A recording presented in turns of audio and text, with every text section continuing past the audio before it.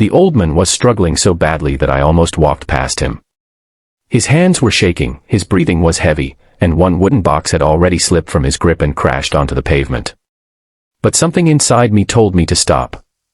I had no idea that lifting that box would change my life in a way I never expected, or that the stranger standing beside that dusty old truck would soon introduce me to the woman who would make me question everything I thought I knew about second chances. It was a bright Saturday afternoon, the kind where the sunlight made every parked car shine and the streets felt strangely peaceful. I had just finished another exhausting week at work, and all I wanted was to get home, take off my shoes, and forget about the world for a few hours. My name is Rowan Mercer, and at that point in my life, I was carrying more than anyone around me realized. I had recently lost my job after the company downsized, my savings were disappearing faster than I could admit, and every morning I woke up wondering how I was going to rebuild a life that suddenly felt like it had been taken apart piece by piece. I wasn't looking for anything that afternoon. I certainly wasn't looking for a life-changing encounter. I was simply driving home when I noticed the elderly man beside an aging blue pickup truck. If you believe that one small act of kindness can create a second chance, please take a moment to like this video, share it with someone who needs hope, leave a comment, and subscribe to Heart of Hope. Sometimes we never know how far one simple act of kindness can travel. The man was probably in his late 70s. He wore a pale beige shirt, dark trousers, and a faded baseball cap that had clearly survived many years of use. His truck was parked outside a modest house with a small front garden, and the bed was filled with boxes, old furniture, bags, and what looked like the remains of an entire lifetime. He tried to lift another box, but his knees buckled slightly. I pulled over before I could talk myself out of it, parked near the curb, and walked toward him. He looked at me suspiciously at first, as though kindness from a stranger was something he had learned not to trust. I told him I could help, and after a moment, he nodded. The work took much longer than I expected. There were boxes filled with books, framed photographs, kitchen dishes, old blankets, gardening tools, and countless little objects that seemed worthless until you looked closely and realized each one carried a memory. The old man moved slowly, carefully pointing toward where everything needed to go. His name was Everett Holloway. He told me he was moving some belongings to a small storage unit because he was selling the house. His wife had passed away 2 years earlier, and the house had become too difficult for him to maintain alone. He spoke about her only briefly, but the way his fingers rested on an old wooden picture frame told me enough. There was grief in that man that words couldn't explain. As we continued loading the truck, I noticed an old cardboard box covered in handwritten labels. Everett became unusually quiet when I reached for it. He placed his hand on top and told me to be careful. Inside were photographs, letters, school certificates, a child's drawing, and a small purple ribbon. I asked if it belonged to his daughter. He smiled faintly and said it did. Her name was Everett Holloway. Then his smile disappeared. He told me she had been away for several years and that they hadn't spoken properly in a long time. I didn't ask questions. Some stories are too fragile to pull apart in the middle of someone's driveway. After nearly an hour, the truck was almost full. Everett leaned against the side of it and closed his eyes. I thought he was exhausted, but when he opened them, I saw tears. He thanked me and said he couldn't understand why a stranger would spend his Saturday helping an old man he had never met. I told him it wasn't a big deal. I had done nothing special. I was just there when he needed help. Everett shook his head and quietly said that sometimes being there was the biggest thing a person could do. Before I could leave, he asked me to wait. He walked toward the front door, reached into his pocket, and pulled out an old phone. His hands trembled as he dialed a number. I assumed he was calling the storage company, but after a few seconds, his expression changed completely. He looked nervous, hopeful, and afraid all at once. He told the person on the phone that he was ready, that he had finally done it, and that there was someone he wanted her to meet. A few minutes later, a silver sedan turned onto the street. A woman stepped out.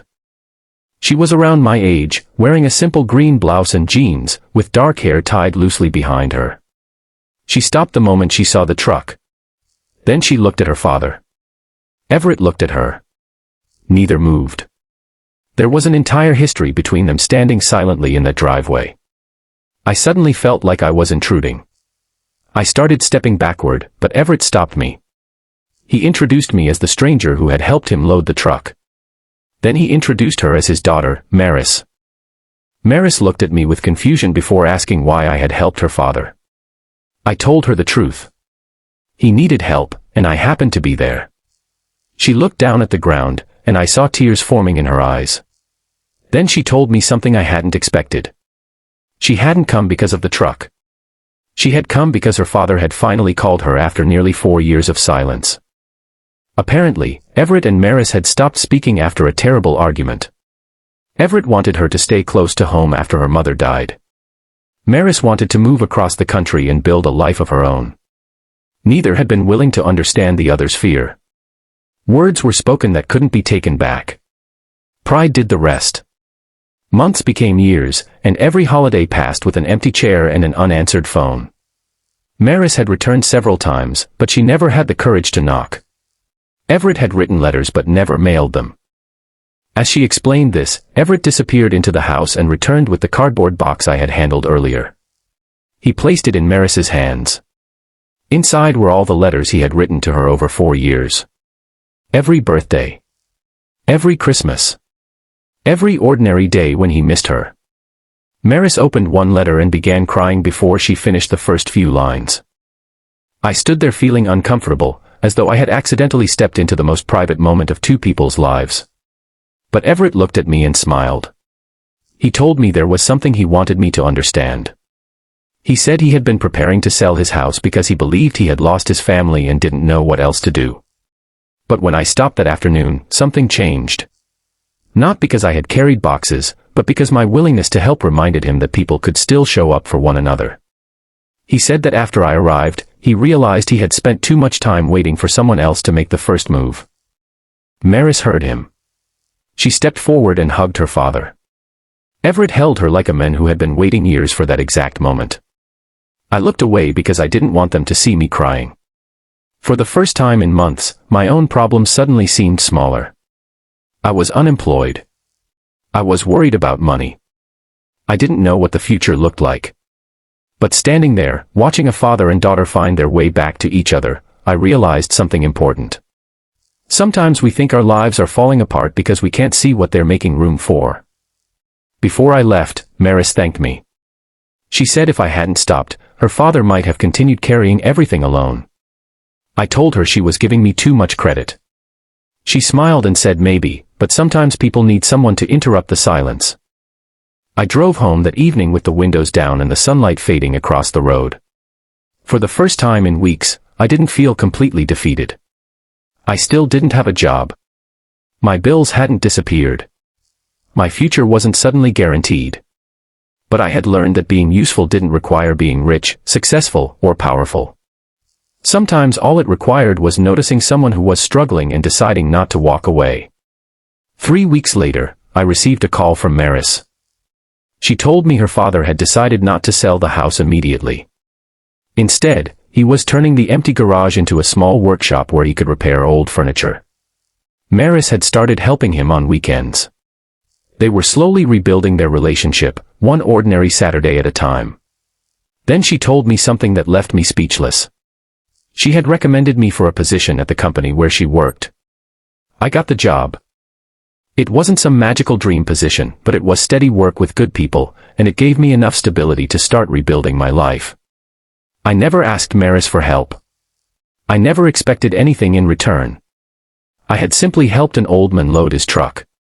But kindness has a strange way of finding its way back.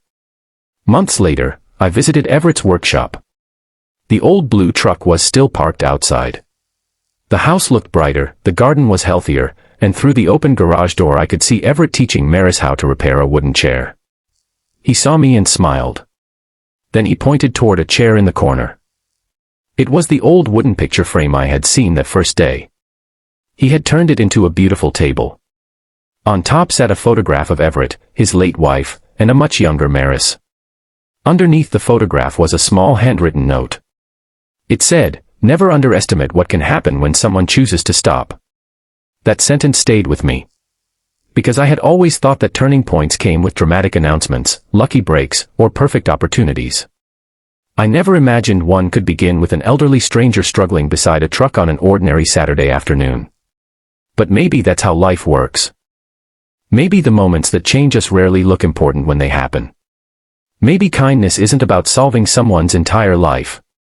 Maybe it's simply carrying one box when someone can't carry it alone. And maybe, sometimes, when you help someone else find their way home, you discover that you were lost too. If this story touched your heart, please like, share, and subscribe to Heart of Hope. Your support helps these stories reach people who may need a little hope today.